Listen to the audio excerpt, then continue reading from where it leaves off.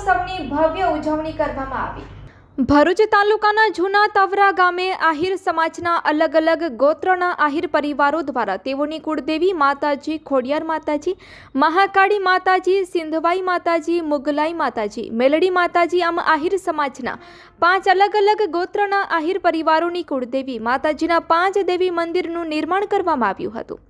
આ મંદિરને આજે 11મા વર્ષ પૂર્ણ થતાં 11મા પાટોત્સવની ઉજવણી કરવામાં આવી હતી, જેમાં વિવિધ કાર્યક્રમોનું આયોજન કરવામાં આવ્યું હતું।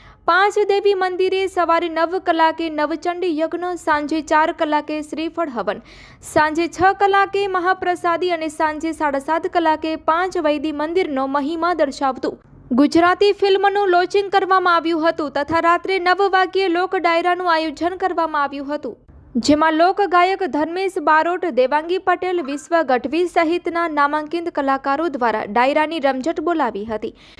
ત્યારે તવરા 5 દેવી મંદિરે આ 11મા પાટોત્સવ નિમિત્તે ભરૂચ દૂધધારા ડેરીના ચેરમેન ઘનશ્યામભાઈ પટેલ, સાગરભાઈ પટેલ અને નવા તવરા, જૂના તવરા તથા આસપાસની સોસાયટી અને સમગ્ર જિલ્લાભરમાંથી આહિર સમાજના લોકોએ ખૂબ જ મોટી સંખ્યામાં 5 દેવી મંદિરના 11મા પાટોત્સવમાં ઉપસ્થિત રહ્યા હતા।